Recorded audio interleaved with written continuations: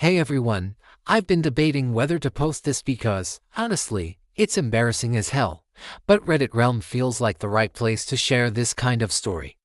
And maybe it'll stop someone else from screwing up like I did. This is about how I inherited a billion-dollar fortune and blew it not because of some mastermind con artist, but because of plain naivety, bad decisions, and a bit of bad luck. Grab a seat, it's a long and not so fun ride. Chapter 1: The Unexpected Windfall. I was 29 when my dad passed away. He was a co-owner of a company, let's call it TechCore Solutions. It wasn't Apple, but it was a solid player in manufacturing specialized equipment for data centers. I knew Dad did well, but I had no clue just how well. I was your average guy, graduated with a business administration degree, worked as a sales manager at an IT company, rented an apartment, and dreamed of owning a one-bedroom. My biggest financial headache was a car loan. After Dad's death, I found out he'd left me his 75% stake in TechCore. The company was valued at about $1.3 billion, making my share worth nearly $1 billion. The rest of the shares were held by two of Dad's business partners, who handled day-to-day operations. I was floored. I'd never planned to be a billionaire and had no idea what to do with it. For the first few months, I tried to keep my head on straight. I hired a financial advisor, let's call him Andrew, a lawyer, and an accountant. TechCore was running smoothly, contracts with big IT firms, a strong reputation, and annual profits of around $100 million. I decided not to meddle in operations. Dad's partners knew what they were doing, and I didn't want to mess things up. Instead, I focused on figuring out how to manage and grow the wealth. Chapter 2: The First Mistake, Greed. About 6 months in, I started getting bored with just collecting dividends. Andrew suggested investing in index funds or bonds, but I wanted something bigger. I began reading about venture capital and startups. At a business conference, I met Maria, who was pitching a startup called GreenWave Technologies. They were working on carbon capture technology. Sounded like the future, especially with all the climate change buzz.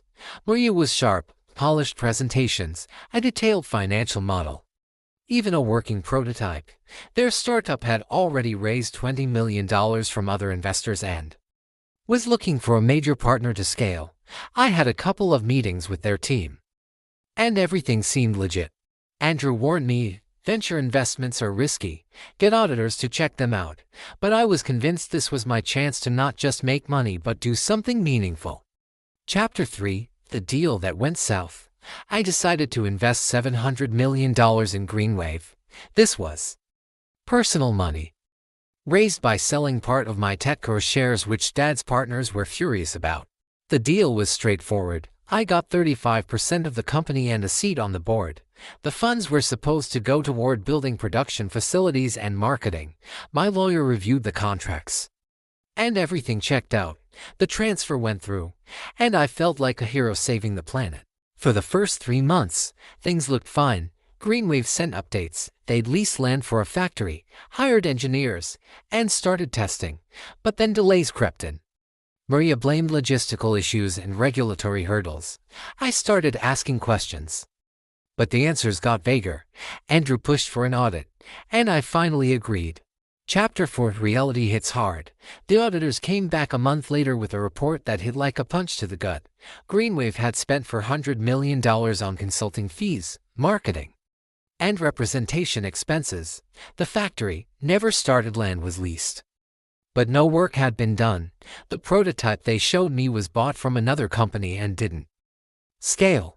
Worst of all, the remaining $300 million had been transferred to contractors who couldn't be traced. I tried reaching Maria, but she was on vacation, then went silent.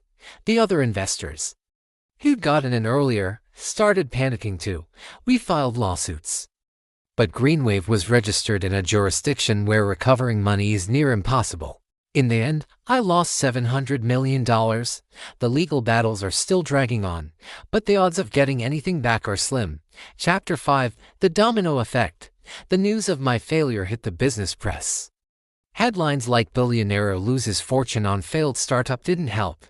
Dad's partners at TechCore were livid my share sale and the scandal tanked investor confidence. The company's stock plummeted 50% in 6 months. Clients started renegotiating or pulling contracts, worried about instability. My stake, once worth nearly $1 billion, was now valued at $250 million. I tried to stabilize things, but I was out of my depth. The partners offered to buy my remaining shares for $200 million to steady the ship. I had no choice. I sold. After taxes and debts, I was left with about $80 million. Still a lot of money, but a far cry from what I'd started with. Chapter 6: Life After. I'm 32 now. I live in a nice but not extravagant apartment. I work as an IT consultant, trying to rebuild my career. I've got savings, but I'm no longer a billionaire, and honestly, I don't want to be. I've learned to appreciate stability and simple things: coffee with friends, weekends without lawyer calls. What did I learn? First, don't dive into things you don't understand. Venture investing isn't for rookies. Second, listen to professionals, not your ego. And finally, money doesn't make you smarter. I was too cocky and paid the price. Okay. So, here's my question for you guys. How would you handle winning a massive lottery or inheriting a ton of money? Also, if you've ever made a huge mistake, what did you learn from it? Drop your thoughts below. Thanks for listening to my crazy story. If you like this tale of riches and ruin, hit that subscribe button. You won't regret it. I've got more wild rides and shocking stories coming your way. And if you're still hungry for more, try these Reddit reads. They're seriously captivating.